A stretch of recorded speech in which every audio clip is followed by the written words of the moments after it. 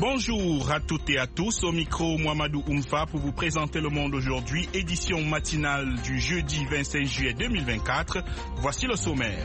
It's been the honor of my life to serve as your president, but in the defense of democracy, which is at stake, I think it's more important than any title. Ce fut un honneur d'être votre président, mais la défense de la démocratie qui est en jeu est plus important que n'importe quel titre. Le président Joe Biden s'est adressé à ses compatriotes hier soir depuis le bureau ovale de la Maison-Blanche. Il a notamment expliqué sa décision de ne pas briguer un deuxième mandat. Le président Biden a convaincu les Américains qu'il passait le témoin. Le Parti démocrate en sort beaucoup plus grandi, beaucoup plus fort. Je pense qu'il a cédé sous une pression de quelques tête d'affiche du Parti démocrate parce qu'il savait qu'avec lui, allait être un échec total. Regard croisé de démocrates et républicains sur le discours du président Biden à suivre dans le journal. Dans une dizaine de minutes, les nouvelles économiques avec Nani Talani et les sports présentés par Eric Manirakiza. Mais pour commencer, voici le journal. Le président américain Joe Biden a expliqué hier soir à ses compatriotes pourquoi il a pris la décision de renoncer à briguer un second mandat. Il s'agit selon lui de sauver la démocratie et laisser la place à des voix plus jeunes. Firmin Koyaweda.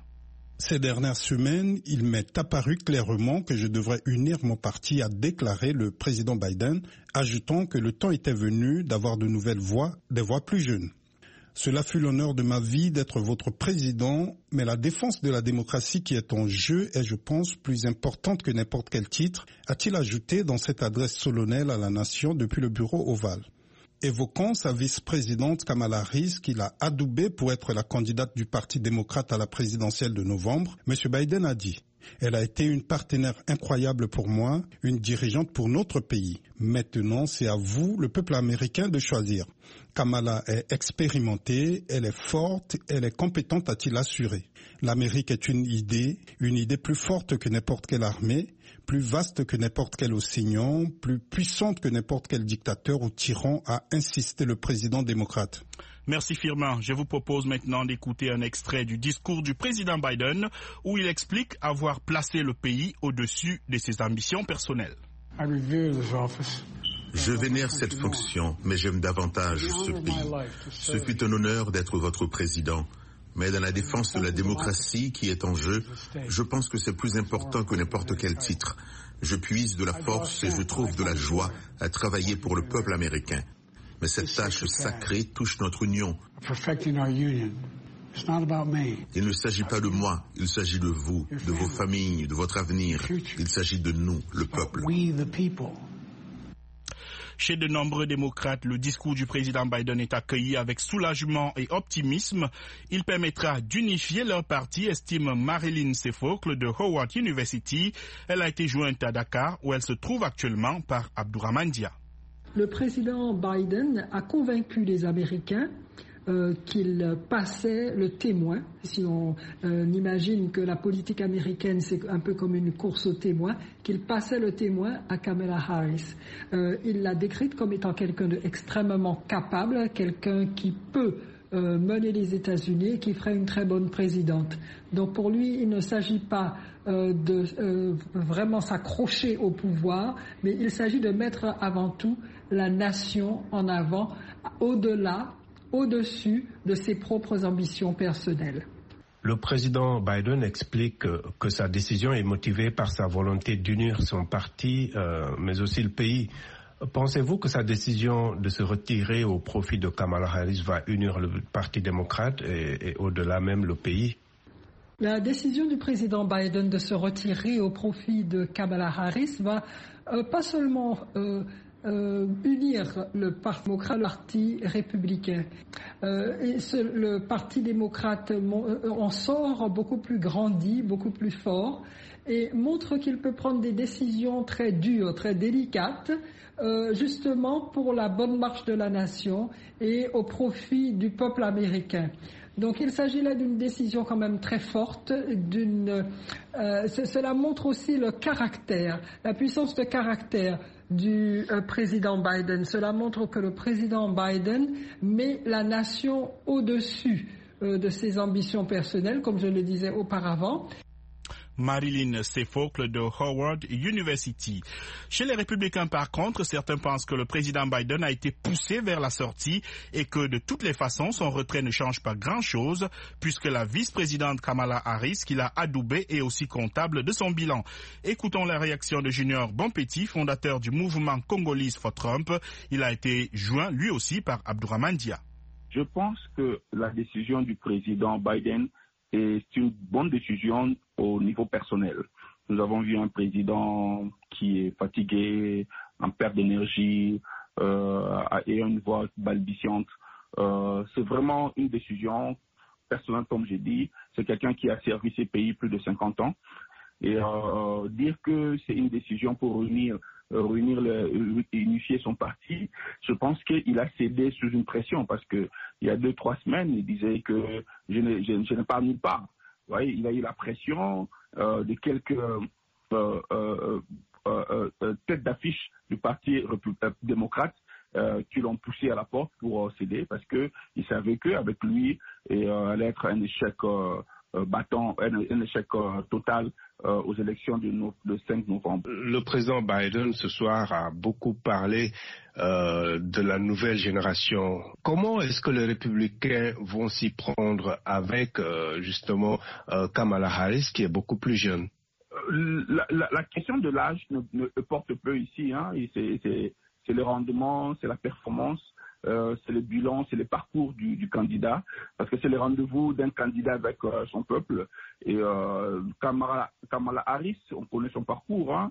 Il a été dié à San Francisco. On a vu, même pendant ses 4 ans comme vice-président, on lui a donné un seul boulot, de sécuriser nos frontières. Au sud, nos frontières sont ouvertes à les immigrants illégaux. À plus de 11 millions d'immigrants illégaux sont entrés. Donc, c'est un échec total de Kamala Harris. Donc, il n'y a pas à craindre.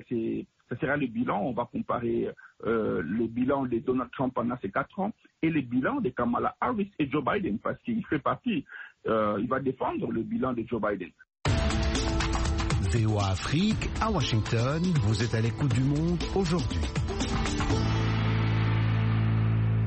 La victoire d'Israël sera aussi celle des États-Unis, a déclaré hier, mercredi, Benjamin Netanyahou, devant un congrès américain divisé. Le Premier ministre israélien a également appelé les deux pays à rester unis après plus de 9 mois de guerre dans la bande de Gaza. Jean-Roger Bion. Pour que les forces de la civilisation triomphent, l'Amérique et Israël doivent rester unis, a lancé Benjamin Netanyahou depuis l'hémicycle de la Chambre des représentants sous les applaudissements nourris d'élus républicains. La victoire d'Israël sera aussi une victoire pour les États-Unis, a assuré le Premier ministre israélien. Nous ne nous protégeons pas seulement nous-mêmes, nous vous protégeons. Nos ennemis sont vos ennemis, notre combat est votre combat et notre victoire sera votre victoire. Il a exhorté les États-Unis à débloquer une nouvelle aide militaire pour Israël, a évoqué un Gaza démilitarisé et déradicalisé. Après la guerre, il s'est dit confiant quant à l'issue des négociations pour faire libérer les otages détenus par le Hamas, remerciant le président Joe Biden pour ses efforts inlassables en faveur des otages. En ce moment même, nous déployons des efforts intenses pour obtenir leur libération et je suis convaincu que ces efforts peuvent être couronnés de succès, certains d'entre eux ayant lieu en ce moment. C'est la 4e fois, un record pour un dirigeant étranger, que M. Netanyahou s'adresse au Congrès, un honneur généralement réservé aux dirigeants en visite d'État. Demain jeudi, il rencontrera le président Joe Biden, avec lequel il entretient des relations compliquées pour discuter de la situation à Gaza, des progrès réalisés en vue d'un cessez-le-feu et d'un accord sur la libération des otages selon la Maison-Blanche. L'actualité africaine à présent. RDC, 25 accusés, dont 20 absents, sont jugés depuis hier à Kinshasa pour leur participation à la rébellion du M23. Ce mouvement, soutenu par le Rwanda, s'est emparé depuis fin 2021 de larges pans du Nord Kivu dans l'est du pays. Nathalie Barge. Le principal prévenu en fuite est Corneille Nangaa, ancien président de la commission électorale, qui a annoncé en décembre depuis Nairobi la création de l'Alliance du fleuve Congo, incluant le M23. Il est considéré comme le commanditaire du bombardement d'un camp de déplacés en mai qui a fait 35 morts selon les autorités. L'ouverture du procès devant la cour militaire de Kinshasa-Gombe avait été annoncée lundi par les services du ministre de la Justice, Constant Mutamba, présent à l'audience hier dans l'enceinte de la prison de Ndolo. Parmi les prévenus figure Bertrand Bisimwa, président du M23, son chef militaire Sultani Makenga, ses porte-paroles Willy Ngoma et Laurence Kanyuka, ainsi que des membres du PPRD de l'ancien président Joseph Kabila qui ont rejoint l'AFC. Tous sont absents et jugés par défaut. Seuls 5 prévenus sont présents au procès. Les faits reprochés aux prévenus sont passibles de la peine de mort. Voilà pour le journal, vous écoutez Le Monde aujourd'hui sur VOA Afrique et voaafrique.com. À présent, les dernières nouvelles économiques en Afrique et ailleurs, la Minute Éco, c'est avec Nani Talani. Le Togo recevra 23 millions de dollars de la Banque mondiale pour son projet de cohésion sociale des régions nord du golfe de Guinée. Les fonds permettront également de soutenir davantage les réfugiés, les déplacés et les communautés hautes dans le nord du pays. Le portefeuille de la Banque mondiale au Togo a connu une remarquable progression, passant de 295 millions de dollars en 2017 à 1,21 milliard de dollars en 2024. Les indicateurs économiques du Ghana restent sur la bonne voie pour 2024 et au-delà grâce à une politique monétaire plus ferme et un taux de change plus stable, estime la Banque mondiale. L'institution souligne la nécessité de se concentrer sur la qualité de l'ajustement budgétaire afin d'en minimiser l'impact sur la croissance, les pauvres et la population vulnérable. Elle encourage aussi l'importance des réformes sectorielles pour garantir la durabilité financière dans l'agriculture et l'énergie et reconstituer les réserves de capitaux dans le secteur financier.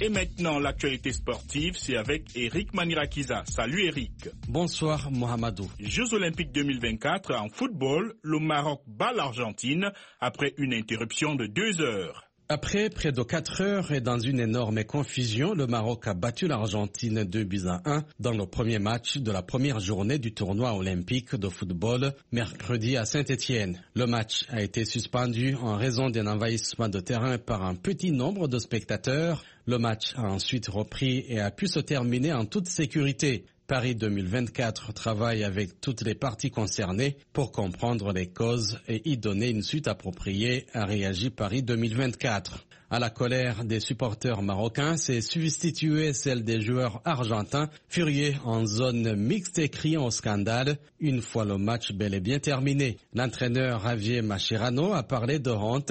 Ce n'est pas un tournoi de quartier, ce sont les Jeux Olympiques, a-t-il dit. Bien avant cette cacophonie, la rencontre a aussi été marquée par des sifflets à l'encontre des joueurs argentins, notamment au moment des hymnes, ainsi qu'en seconde période, au moment de la forte domination de l'Albi-Céleste en quête de légalisation. Le Maroc, mené par le défenseur parisien Achraf Hakimi, mené à la pause grâce à un but de Soufiane Rahimi devant l'Argentine, pourtant tenante du titre et dont 4 champions du monde 2022 garnissent les rangs. C'est une victoire de prestige pour le Maroc, un camouflet pour l'Argentine, parmi les favoris de la compétition et un couac dont Paris 2024 et la FIFA se seraient bien passés alors que la cérémonie des Jeux a lieu vendredi. JO 2024 toujours, match de football Mali-Israël sous surveillance. 1 millier de policiers et gendarmes ont été mobilisés hier soir à Paris pour le match de football masculin des JO 2024 opposant le Mali à Israël sur fond d'appel à la mobilisation contre la présence de la délégation israélienne en France à cause de la guerre à Gaza. Des supporters du Mali sont arrivés en affichant haut les couleurs de leur équipe, drapeau sur les épaules. Cette rencontre olympique au Parc des Princes a été classée comme particulièrement sensible, a indiqué le ministre français de l'Intérieur à 1h30 du coup d'envoi. Merci Eric.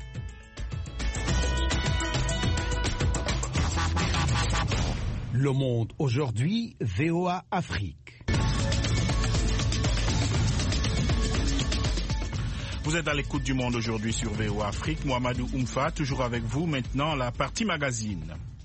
Le 21e forum AGOA de coopération économique entre les États-Unis et l'Afrique s'ouvre aujourd'hui à Washington. Pour être éligible à cette coopération, les pays doivent progresser vers une économie de marché, l'état de droit et le respect des droits humains. Le dispositif AGOA prévoit une taxation préférentielle pour les produits africains, entre autres avantages.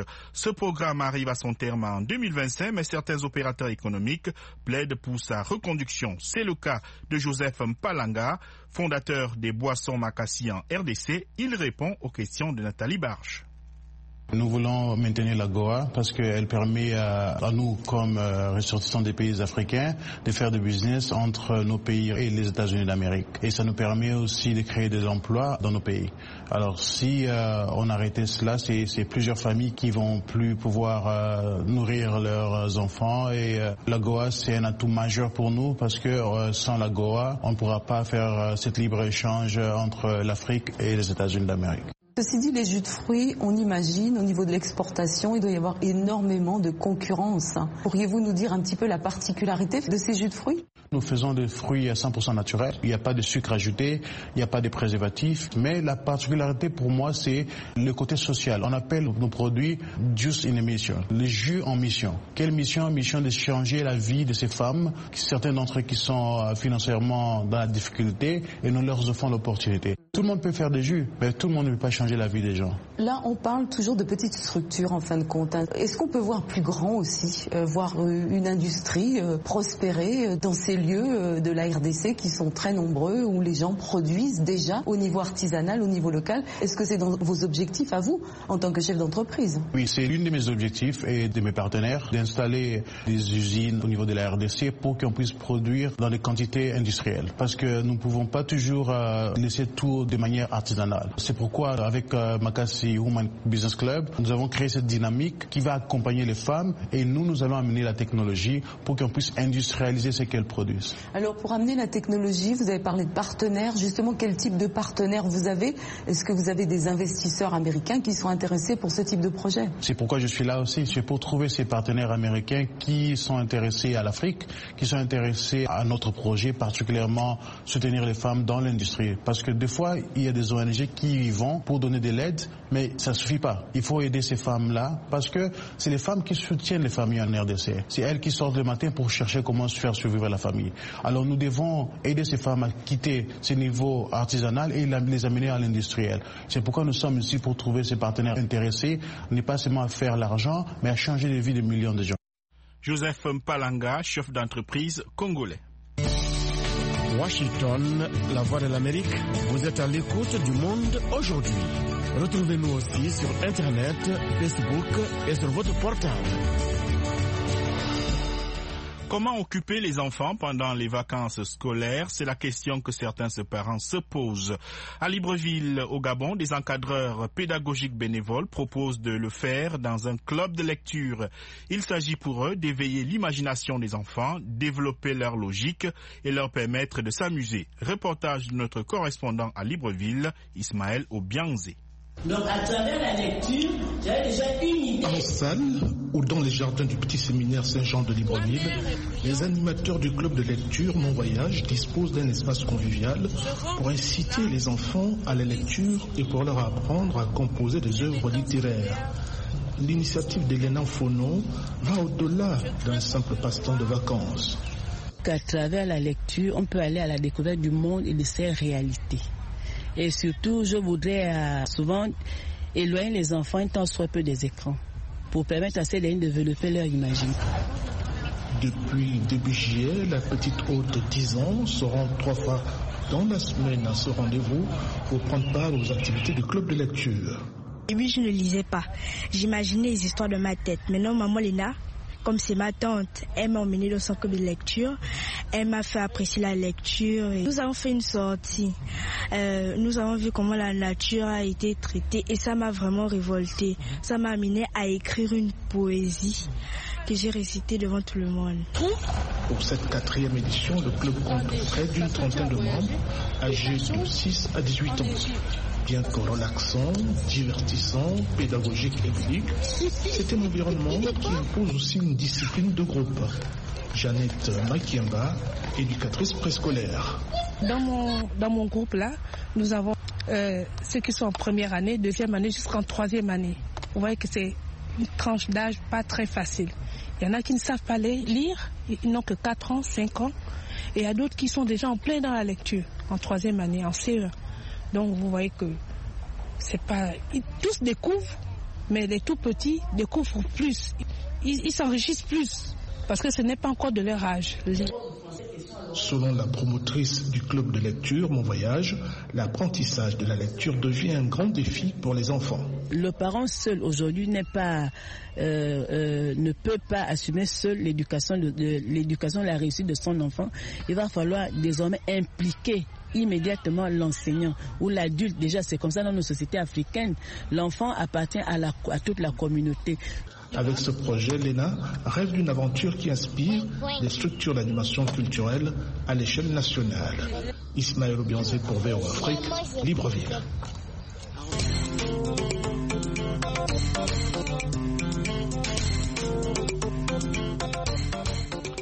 Un peu partout dans le monde, la technologie est considérée comme la meilleure alternative pour découvrir de nouvelles solutions et ouvrir un univers d'opportunités. Au Mozambique, 2 jeunes innovateurs utilisent des ressources recyclées pour améliorer la vie de leur communauté. Reportage de Amarilis Goulet de Maputo, récit Blanche Sanou. À l'ombre des manguiers, Nelio Mazivila, 17 ans, a construit un laboratoire de fortune où, à partir des débris de vieux gadgets, il répare des appareils électroniques et électroménagers. Nelio Mazivila dit que le désir de créer ses propres jouets l'a amené à se lancer dans l'électronique. La plupart du matériel que j'utilise est constitué de débris provenant de vieux téléviseurs et amplificateurs. Mais si j'ai un besoin urgent de matériel, je me rends dans un centre qui vend et achète de la ferraille. À part ça, mes amis et voisins m'ont donné de vieux appareils électroménagers.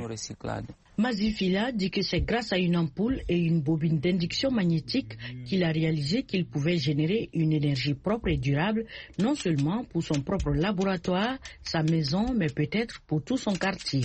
Écoutons à nouveau Nelio Mazivila, un jeune inventeur mozambicain. Le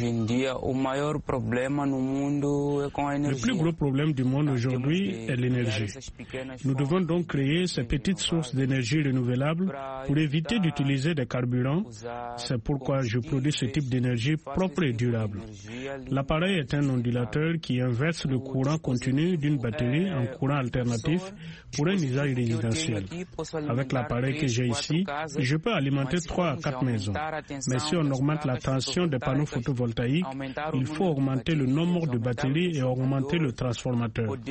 L'appareil peut alors alimenter 3, 4 ou 5 blocs. À quelques pâtés de maison du laboratoire de Nelio, un autre jeune homme de 17 ans, Clayton Michake, a commencé son parcours d'invention en construisant des voitures miniatures et des robots, même si sa véritable passion était les drones. Ainsi, en utilisant des matériaux recyclés comme le fer et le carton, Clayton a créé son premier drone, mais il souhaitait qu'il soit utilisé pour de plus grandes causes. Ainsi, en utilisant des fibres de carbone et des systèmes 3D, un moyen de visualiser une action particulière à travers la vue d'une caméra, donnant le sentiment d'être là, il a développé un drone plus robuste et plus rapide qui pourrait être utile pour cartographier les inondations ou des zones à risque pour aider aux missions de sauvetage. Écoutons Clayton Michake. Les technologies se développent chaque jour et ce qui m'a aussi motivé, c'est de ne pas laisser le Mozambique à la traîne en termes de connaissances. Donc, comme j'ai des notions sur ce type de drone et sur les recherches qui sont faites dans d'autres pays, j'ai fini par créer quelque chose qui pourrait montrer qu'au Mozambique, il y a aussi des connaissances. Apparemment, ils y prêtent attention et c'est très bien car cela aidera le pays à faire un pas de plus.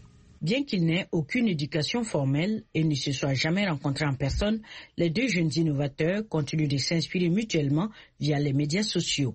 Alors que Nelio Mazivila espère que son invention permettra de résoudre la crise énergétique dans les régions éloignées, Clayton Michaki estime que son invention a le potentiel d'aider les promoteurs à choisir les bons terrains pour les projets de construction. Il espère désormais que les entreprises publiques et privées et les particuliers se manifesteront pour offrir un soutien financier et leur permettre d'encourager leur expertise et de valoriser leurs projets prometteurs.